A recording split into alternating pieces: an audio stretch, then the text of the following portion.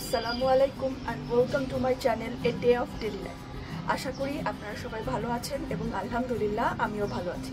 তো সবাইকে শুভ সকাল জানিয়ে আজকের ব্লগটা এখান থেকে শুরু করছি। তো এখন বাজে 7:15 and at last I am succeeded to change my habit to wake up very late in the morning। এরপর সকালের নাস্তার জন্য আজকে খিচুড়ি রান্না করছিলাম। আগে মনে করছিলাম যে রুটি বানাবো, পরে চিন্তা করলাম না, এখন রুটি বানাতে ইচ্ছে হচ্ছে না, আজকে খিচুড়ি রান্না করবো। তো আম্মু অবশ্য বলে রাখছিল যদি খিচুড়ি রান্না করিস তাহলে শুকনো খিচুড়ি রান্না করিস, মুগের ডাল দিয়ে নরমটা রান্না করিস। যদিও আমার খিচুড়ির সব রেসিপি যা আছে যা শিখেছি সবই তো আম্মুর কাছ থেকে, তবুও মোটামুটি মনে হয় খিচুড়িটা পারতাম কি মোটামুটি রান্না করতে পারি খিচুড়িটা আর কি, কোনো রকম একদম খারাপ হয় না। যদিও নরম করে ফেলি, প্রেশার কুকারে দিলে তাও একটু ঠিক হয়, নর্মাল চুলায় আমি একদমই পারি না, একদমই নরম করে ফেলি। এই যে এখানে একটা ভুল আমি অলরেডি করে ফেলছি। আম্মু বলছিল মুগের ডালের খিচুড়িতে অন্য কোনো মশলা দিবি না, শুধু আদা দিবি, কিন্তু আমি অলরেডি সব মশলা দিয়ে দিয়েছি, কিন্তু কি আর করা যাকে। আর মামা মনে হয় খিচুড়িটা এরকম ভালোভাবে মাখালে মনে হয় খুব ভালো হয়, এভাবে মাখাতে আমার খুব ভালো লাগে, ভালো হয় কিনা আর জানি না। আর এই যে পানির আন্দাজ আমার জীবনেও ঠিক হয় না, কোনোভাবেও আমি এটা মাপতে পারি না। এত মাখাই টাখাই খিচুড়ি বসাইলাম, গ্যাস নাই, এখন 9টা বাজে নাই, গ্যাস চলে গেছে। এখন কি করব, এটাকে কি আবার ট্রান্সফার করব? বাট ওই চুলায় তো প্রেশার কুকার বসবে না, বুঝতেছি না কি করি। তো খিচুড়ি তো বসাই দিয়েছি, চাল তো একদমই নাই, কি করবো বুঝতেছিলাম না। আলাদা নিবো কিনা পরে চিন্তা করলাম আমি একটু কমাই দিতাম, এটা একটু বেশি কমে গেছে। এমনিতে 2-3টা শেষ লাগতো, সো একটা শেষ দিতেই বন্ধ করে দিব। দেখা যাক হওয়ার পর কি হয়, আদৌ ভালো খিচুড়ি হয় না যাও ভাত হয়। আর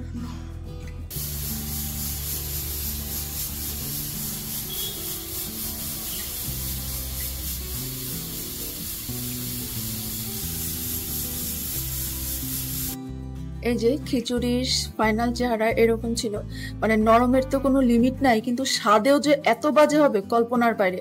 আমি এত বাজে খিচুড়ি কিভাবে রান্না করলাম আমি নিজেই চিন্তা করে পাচ্ছি না, এত বাজে হয়েছে।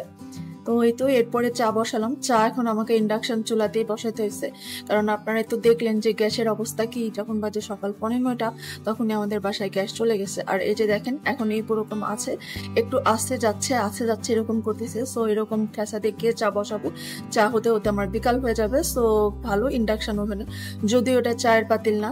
সো এখানে চা বসালাম, আর এখানে চিকেন উইংস কিছু মাখাবো, এজন্য বের করে ধুয়ে রাখলাম আর কি।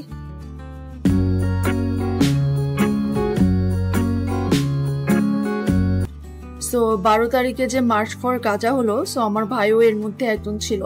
সে তো অবশ্যই এগুলোতে যেতে খুবই আগ্রহী, এবং আমি আর আম্মুও না করিনি। সে তার ব্রেকফাস্টের কিছু ভাইয়ার সাথে আর কি ওখানে গেছে, অন্যান্য কাজে কিছু গেলে না গেলেও আমার ভাই এসব দিক দিয়ে অবশ্য মাশাআল্লাহ খুব এগিয়ে আছে। আর না, proud of my brother for this sir.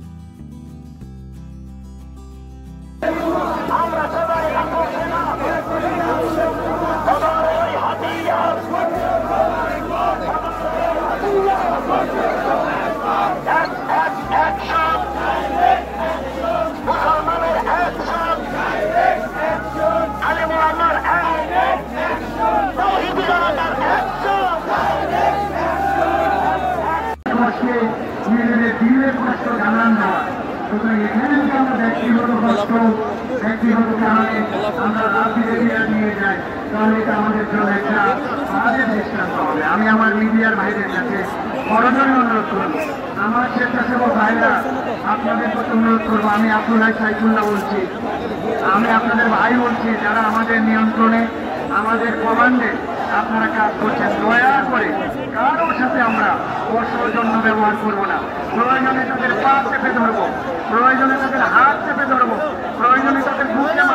A few hours later. So সন্ধ্যার নাস্তা করব বলে চিকেন উইংস গুলো মাখায় রাখছিলাম, কিন্তু আমি এমন ঘুম দিছি যে আমি উঠতে রাত 9টা বাজাইছি। তো রাত 9টার সময় এই চিকেন উইংস রেডি করলাম আর কি, যেটা নাস্তা আপনি 6টায় খাবেন, আমি রাত 9টায় খেলাম। সো কিছু চিকেন উইংস ভেজে রাখছি, আবার কিছু দিয়ে রাখছি, আরো কিছু দিব। সবগুলা করতে আমাকে 2-3 বার দিতে হবে। আর এখানে হচ্ছে ফ্রেঞ্চ ফ্রাই ভাজছিলাম, যেহেতু এটা আমার প্ল্যানের মধ্যে ছিল না, কিন্তু আম্মু সাডেনলি বললো একটু ফ্রেঞ্চ ফ্রাই ভেজে নে। তো সবসময় ফ্রেঞ্চ ফ্রাইটাও এয়ার ফ্রায়ারে দেই, কিন্তু আজকে চিন্তা করলাম যে ওখানে ওটা হচ্ছে আর এখানে এটা একটু তেল দিয়ে ভাজি, কারণ লাস্ট দিন এয়ার ফ্রায়ারে ফ্রেঞ্চ ফ্রাই দেওয়ার পরে এত বাজে স্বাদ হয়েছিল, কেউই খেতে পারে নাই। সো আজকে চিন্তা করলাম আমি একটু কমই খাই, কিন্তু আজকে তেল দিয়ে ভাজি, আমি না খেলেও যাতে সবাই আর কি খেতে পারে। আর এই পাশে চা হচ্ছিল। অ্যাজ ইউজুয়াল আমাদের বাসায় সবসময় আদা চা হয়।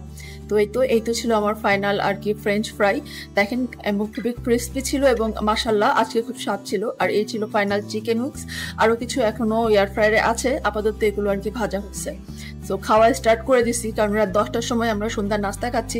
অবভিয়াসলি এরপরে রাত ডিনার তো কেউ করবে না, কারণ এগুলো দিয়েই পেট সবারই ভরে যাবে। এবং সব শেষে আমার কিছু ক্রিম ছিল, ও যে ঈদের মধ্যে আইসক্রিম বানানোর পরে কিছু ক্রিম ছিল, সো ক্রিমটা পরে শুকিয়ে যায়, আমি জানি না কেন শুকায়। সো চিন্তা করলাম ওই ক্রিম আর কন্ডেন্স মিল্ক দিয়ে নর্মাল ভ্যানিলা আইসক্রিম বানিয়ে রাখবো। সো তাই করলাম। এখন জানি না কিরকম আইসক্রিম হবে, এটা এখন ডিপে রাখবো, দেখা যাবে কেমন কাল সকালে কেমন হয় আর কি। তো এই ছিল আমার আজকের ছোট্ট একটা ভিডিও। অনেকদিন পর আজকে ব্লগ শুট করলাম। আসলে অসুস্থ ছিলাম, আম্মু অসুস্থ ছিল, হাত কেটে গিয়েছিল, অনেক ধরনের সমস্যা ছিল, কিছু টেকনিক্যাল ইস্যু ছিল, যার কারণে আমি কোনো ভিডিও করলেও আপলোড করতে পারিনি। সো অনেকদিন পর একটা ব্লগ ভিডিও করলাম, সাথে ব্লগও আপলোড করলাম। তো যদি আপনাদের আমার এই আজকের ভিডিওটি ভালো লেগে থাকে তাহলে একটা লাইক দিতে কিন্তু ভুলবেন না। যারা এখনো চ্যানেলটি সাবস্ক্রাইব এন্ড শেয়ার করেননি, প্লিজ আজকে আমার চ্যানেলটি সাবস্ক্রাইব করে আমার সাথেই থাকবেন।